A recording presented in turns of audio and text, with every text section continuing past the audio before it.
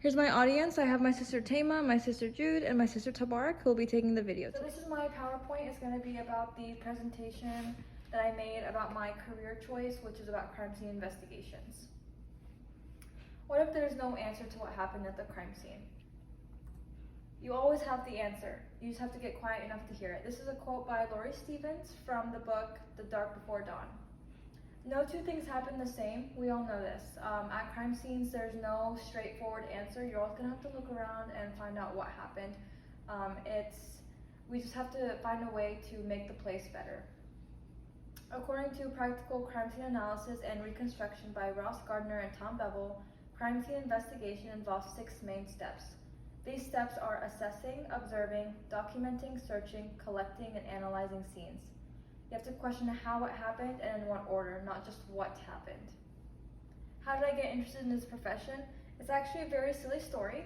I started watching Criminal Minds and Law & Order whenever I was 8 years old. Me and my sisters all watched it, and I thought it was just so interesting. It was just crazy how so many different types of serial killers there were, all the different things that they could do, and how they went about finding and solving the cases.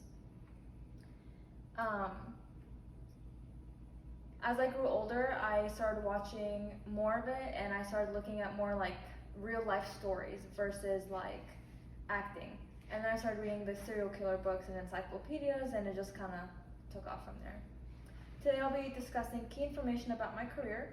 I will give you brief background info, share what I learned from a CSI I interviewed, education requirements, as well as some basic information about the career. This is a relatively new profession. It officially began about 100 years ago, began late 18th and early 19th century, and didn't become industrialized until the early 20th century as technology came to be. According to an article on the modern history of forensic science, forensics have been used in some way since before the Roman Empire, but there was not yet a fully industrialized way to properly apply scientific principles to a case. You must also remember that cameras do not exist, and those are heavily used by the CSI today.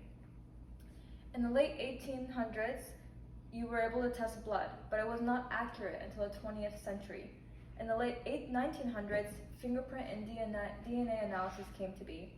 A fun fact is the first crime lab was actually established in 1910 by Edmond Locard in France. He asserted the idea that everything leaves a trace of evidence behind. Now that you have some background knowledge, I would like to tell you about my interview with a local crime scene investigator. I was lucky enough to interview Mark Shimmick, who is the captain of crime scene investigations for Grapevine PD. He prepared for his career by getting a bachelor's in criminal justice. He did a public safety internship with troopers for 180 hours. And then he worked at a county jail to understand criminals more and understand how to work in the field and how to deal with difficult situations. He then applied to CSI and worked himself up to captain. Likes and dislikes for Mark. He has a double-edged sword. He called it working with people. That was his favorite part and his least favorite part about the job. He enjoyed his colleagues, but he did not like working with criminals. He did not like the repetitiveness of dealing with the same people who couldn't seem to get out of their own way.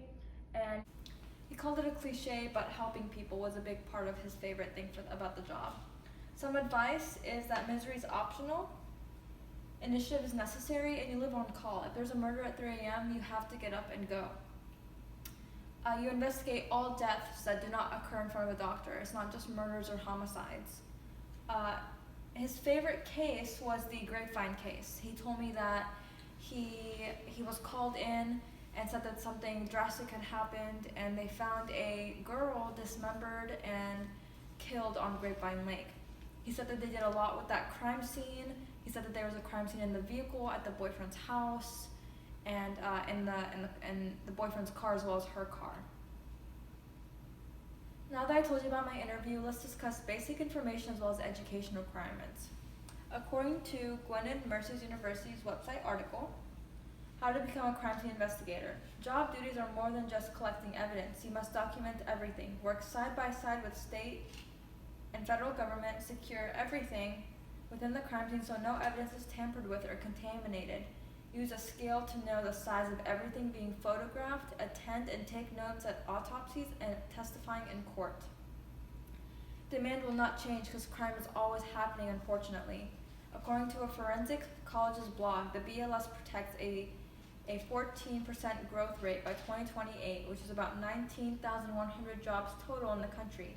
The average salary range is about $59,000.